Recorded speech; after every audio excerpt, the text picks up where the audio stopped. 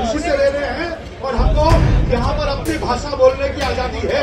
सब बांग्ला में बात करेंगे, हम लोग भी, हम हिंदी भाषी हैं, मगर पश्चिम बंगाल में हम गर्व से बांग्ला में बात करते हैं। ममता बनर्जी ने 2011 में मुख्यमंत्री बनने के बाद हिंदी में प्रश्न पत्र दिया था। सीपीएम ने 34 साल में हिंदी भाषियों को दबा के रखा, कुचल के रखा। मोदी जी कुछ काम तो करके दिखाइए आप हिंदी भाषियों के लिए।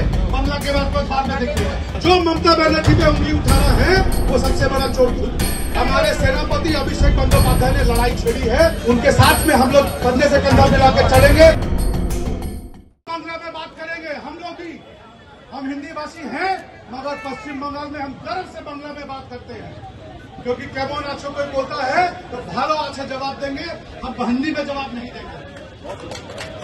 क्योंकि इस प्रदेश की मुख्यमंत्री ने, आप 2014 में प्रधानमंत्री बने हैं, 5 काम बता के दिखाइए जो आपने हिंदी भाषियों के लिए किया।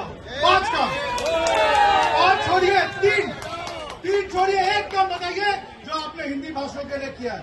उल्टा मैं 2012 से 2018 मेंबर ऑफ पार्लियामेंट था, दीदी के आशीर्वाद से आपने भारत सरकार का जहां जहां हिंदी में काम होता था वो आपने हटाया था। 2015 में मैंने उसका प्रोटेस्ट का चिट्ठी भी लिखा। ममता बनर्जी ने 2011 में मुख्यमंत्री बनने के बाद जो सबसे पहला काम किया था, हिंदी में प्रश्न पत्र दिया था क्लास 10 में और क्लास 12 के बच्चों के लिए। जो सीपीएम ने 34 साल में हिंदी भाषियों को दबा के रखा, कुचल के रखा, उसको सबसे पहले ममता बनर्जी ने क्लास 10 में और क्लास 12 में हिंदी का प्रश्न पत्र दिया। ये है दीदी का दिल। आज उसके बाद 2011 में जो सबसे बड़ा काम, उत्तर प्रदेश, बिहार, मध्य प्रदेश, दिल्ली, बम्बई, कहीं भी चले जाइए, खाली बिहार में 1 दिन का छुट्टी मिलता है छठ पूजा के लिए। पश्चिम बंगाल में 2 दिन का छुट्टी मिलता है छठ पूजा के लिए। दीदी घाट पे जाके बोली, हमारा मैया लोग तो सुबह तक अर्घ देता है तो शाम को भी छुट्टी होगा, अगले दिन भी छुट्टी होगा। ये है ममता बनर्जी। तो मोदी जी कुछ काम तो करके दिखाइए आप हिंदी भाषियों के लिए। बांग्ला के बाद में देखिएगा। रविन्द्रनाथ टैगोर को विश्व गुरु, विश्व कवि बोला जाता है, मतलब पूरे विश्व में उनको कवि बोला जाता है। वो किस भाषा में कविता करते थे? बांग्ला में। सत्यजीत रे, ईश्वरचंद्र विद्यासागर ने नाम लेते, राजा राम मोहन राय में नाम लेते जाऊंगा तो नाम की संख्या नहीं खड़ी खत्म होगी। इस बंगाल ने, इस बंग भूमि ने हम लोगों को, मोदी जी, रोजी रोटी के अलावा भारत को स्वाधीनता दी। नेताजी सुभाष चंद्र बोस कहाँ से थे? नेताजी सुभाष चंद्र बोस कहाँ से थे?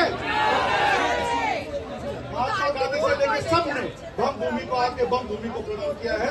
मैं बंगाल की गौरव गाथा पढ़ने के लिए यहाँ नहीं आया। आज जो इस देश में हो रहा है इसका हमको पुरजोर विवाद करना चाहिए।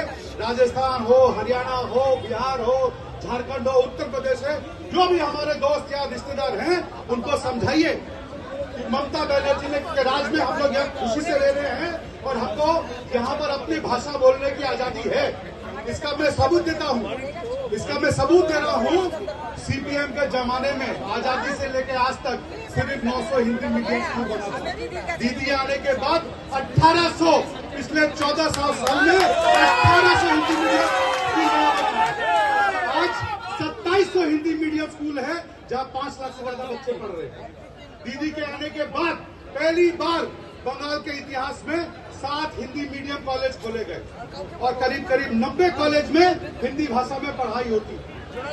इतना कम नहीं था। जब दीदी को बोला गया कि कॉलेज के बाद ये लोग कहाँ जाएंगे, तो दीदी ने भारत का, मेरी बात को गौर करिएगा, भारत का दूसरा और ईस्टर्न इंडिया का पहला हिंदी यूनिवर्सिटी यहाँ अपने बगल में हावड़ा में खोला।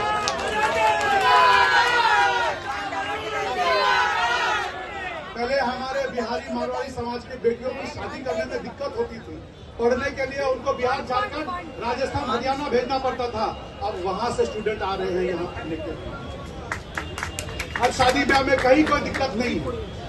तो ये है ममता बनर्जी ने, जिसने दिन रात हिंदी भाषियों के लिए काम किया। और सबसे बड़ा सबूत तो मैं खुद हूँ।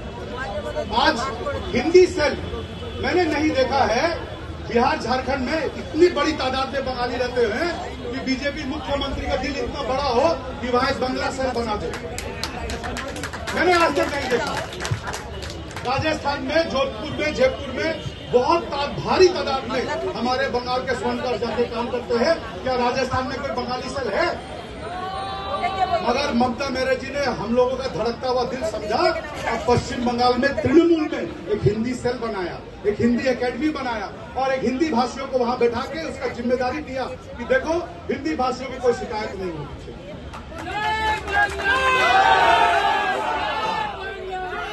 ये ममता बनर्जी जो हमारी माँ है, माँ की तरह उसने हमको पाला पोसा है, तो आज जब इस माँ के ऊपर हमला हो रहा है तो क्या हम लोग चुप बैठेंगे? क्या हम लोग चुप बैठेंगे? हमारे सेनापति अभिषेक बंदोपाध्याय ने लड़ाई छेड़ी है और उनके कवायद में, उनके साथ में हम लोग कंधे से कंधा मिलाकर चलेंगे। लड़ाई चाहे यहाँ लड़नी पड़े, चाहे दिल्ली में लड़नी पड़े, चाहे दुनिया के किसी भी कोने में लड़नी पड़े। मैं ज्यादा लंबा भाषण नहीं देना चाहता हूँ, आप लोगों को सिर्फ ये कहना चाहता हूँ, दीदी ने सब भाषाओं का हमेशा सम्मान किया है, हमेशा उनको आदर दिया है, हमेशा उसको अपनी उचित जगह दी है। जो लोग ममता बनर्जी के ऊपर उंगली उठाते हैं वो सिर्फ जो बोलते ना, चोर की माँ सबसे ज्यादा शोर मचाती है, चोर बचाए सबसे ज्यादा शोर। तो जो ममता बनर्जी पे उंगली उठा रहा है वो सबसे बड़ा चोर खुद